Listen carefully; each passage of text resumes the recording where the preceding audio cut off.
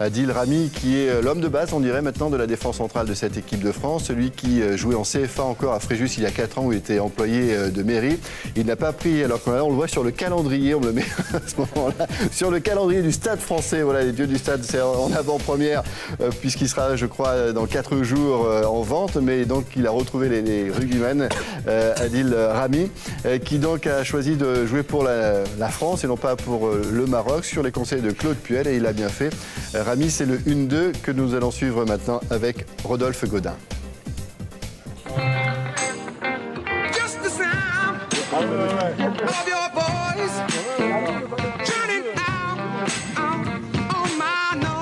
Je suis impressionné de rencontrer un des joueurs les plus sexy de Ligue 1. J'ai une petite indiscrétion. T'es dans le calendrier des dieux du stade, non? Je sais pas, il est où, j'ai pas encore vu, mais là tu me grilles. J'ai les bonnes infos. J'ai la boule au ventre de savoir qu'il va sortir dans pas longtemps. Tu comprends? J'étais gros avant. Ouais, je suis maigre maintenant. Ouais, j'ai hâte de voir ça. On va rigoler. On va rigoler. Je vais me faire terminer par l'équipe. Mais de toute façon, j'ai l'habitude.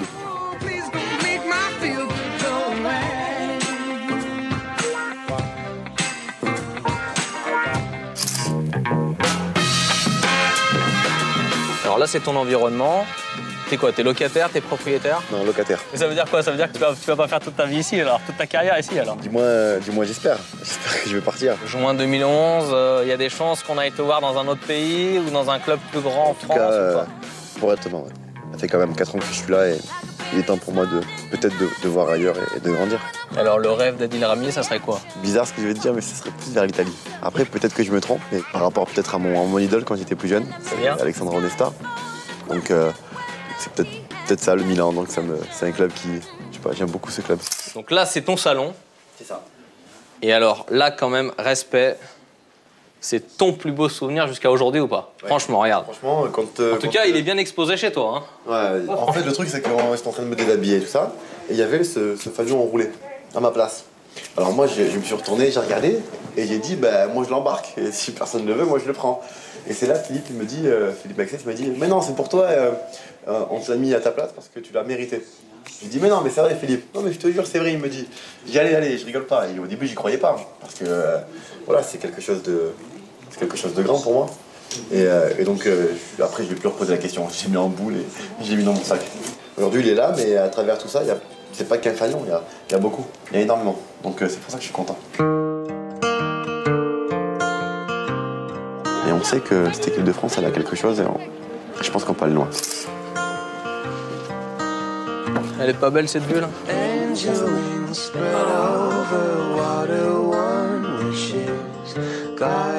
Est-ce que ton destin, tu penses qu'une fois de plus, il t'a aidé en n'allant pas à la dernière Coupe du Monde? Je pense. Je pense que j'ai une bonne étoile et que c'est justement un signe du destin. Il y a un mythe qu'il faut faire tomber. Oui. Tu n'as pas été, Adil, jardinier à la mairie de Fréjus. Qu'est-ce que tu faisais à la mairie de Fréjus? Je suis rentré mécanicien, j'ai fait 3 ans mécanicien. Le travail, je le bâclais un petit peu parce qu'en fin de compte, c'était pas ça que j'aimais réellement. Je pensais qu'il y avait une seule chose, c'était faire de la muscu pendant mon travail et le football. Voilà, je pensais qu'à ça. Je faisais 5h midi et demi exactement, le matin. Et à 16h, j'avais entraînement avec Fréjus. Ça a duré ça pendant peut-être 1 an et demi, 2 ans. Et tout ça pour un salaire? Tout ça pour un petit salaire. T'es gêné de gagner beaucoup d'argent maintenant et c'est peut-être pas fini, t'en veux encore plus. Hein. Ça dépend des contextes, mais des fois, c'est, pour être honnête avec toi, des fois j'ai l'impression que c'est une revanche. Ouais. Donc je m'en fous, je me dis voilà, aujourd'hui, profites, quoi. Voilà. Et puis par moments, je suis mal à l'aise, je suis gêné, et puis ça me fait bizarre, tu sais, comme tu sais, je reviens au destin, je me dis pourquoi moi, pourquoi cette personne n'a pas eu la chance que j'ai eue et pourquoi moi je l'ai eue et pourquoi. Donc c'est là où je me mets, où je me sens un peu, voilà. Tu te sens redevable de ce qui t'arrive. Voilà. Et ça c'est mon beau-frère, Damien. C'est rare qu'il gagne, c'est honnête. C'est rare qu'il gagne. Ok, démonstration. Voilà. Oh. Si jamais tu perds contre moi qui joue jamais... Suivant. Ma qualité première à moi à la base, quand j'étais à Fréjus, c'est que j'étais reconnu, réputé comme on va dire un bon terme, comme un chien. Voilà, on me disait tu prends ce joueur, tu le lâches pas. Et j'ai perdu on va dire cette mentalité de lâche rien.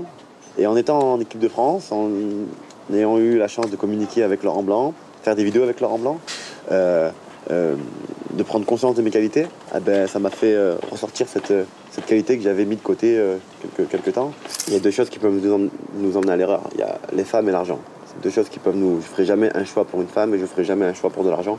Et puis ça me met plus la haine qu'autre chose de voir une blonde avec des faux seins à faire la belle devant toi alors que, je sais pas, c'est pas mon style.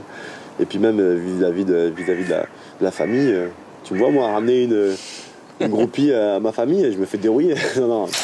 Va chercher, t'es malade.